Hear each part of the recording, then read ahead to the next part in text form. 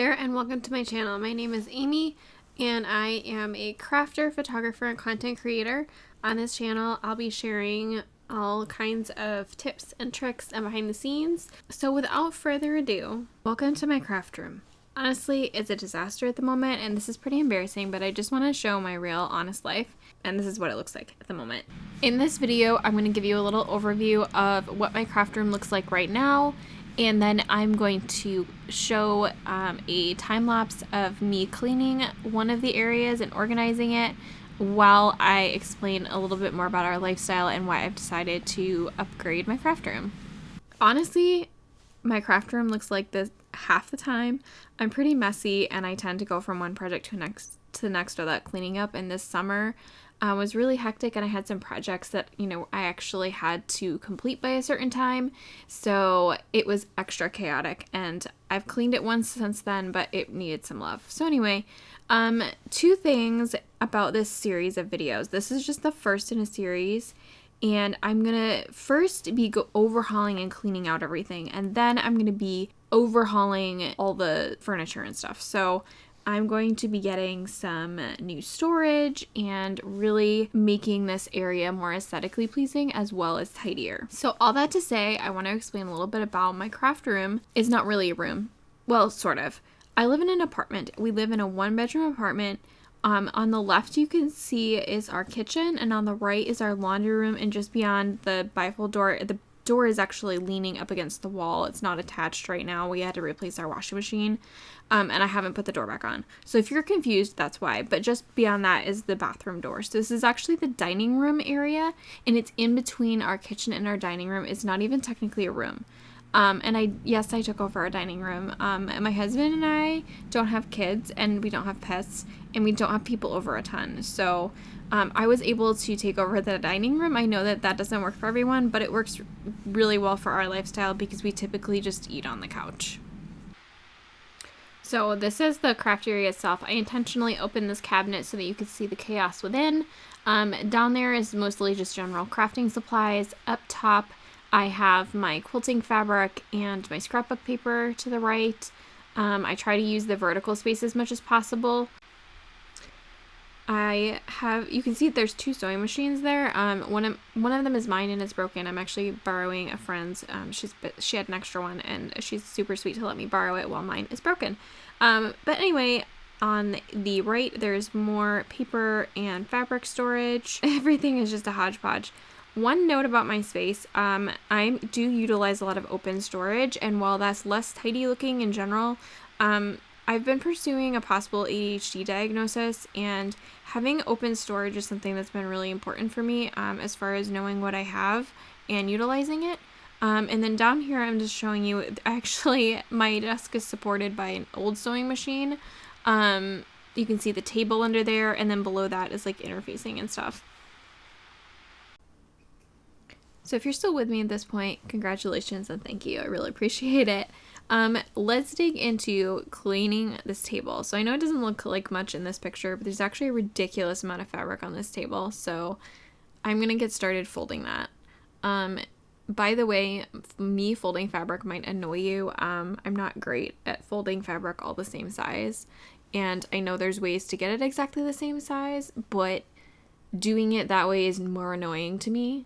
Personally, so I just fold it however I feel like folding it.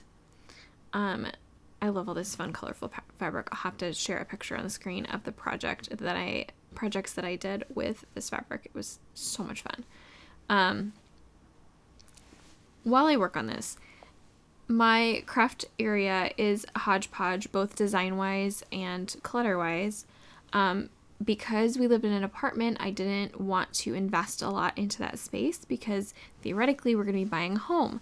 But at this point in our lives, I am aware that it's going to take longer than we wanted in order to save up for a house.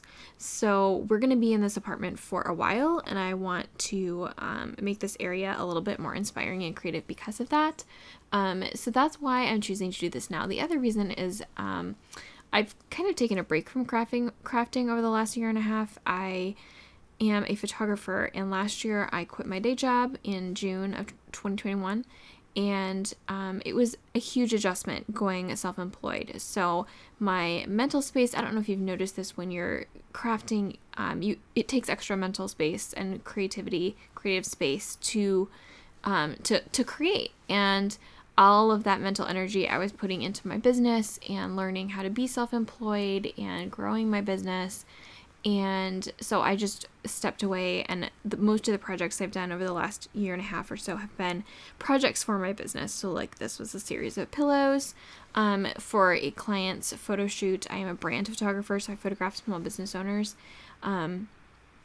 So projects like that versus projects just for fun. So now I'm kind of digging into more creative projects, things that are just for fun, and sharing that creativity on YouTube and on Instagram, because I enjoy that side of it as well. You can see I'm finally getting this table a little bit under control, and yes, I'm saving these tiny little scraps. I've seen some people do some fun projects with really small scraps, so and this is such a fun color scheme. I really want to find a way to use these, so I'm going to set them aside. You may also notice that some of the fabric has interfacing on it, and I actually experimented with quilting with fabric that had interfacing, like iron-on interfacing attached to it. I was trying to see if it would give me like really crisp seams that didn't look handmade or quilted, and it did in fact create the look I wanted, so I'll have to share more about that in a future video. So some of this fabric does have interfacing on the back of it, and I'm setting that fabric aside because while I'm going to use the scraps, I do need to keep them separate from the scraps of fabric that don't have interfacing on them. So that's why I'm separating the pile on the left from the pile on the top right. Some of the goals I have for this craft room remodel is I want to keep the budget at $100 or less. That may be a bit unrealistic, but I really don't want to put a huge amount of money into this, but I also want it to be a space that's more fun and inspiring. So I'll be doing some DIYs, doing some thrifting, trying to track down pieces instead of buying them new. I'm also going to be looking for more clear storage and more baskets. So baskets work well for me. Basically, I have to see what's inside. Otherwise, it's not a great organizational system for me personally.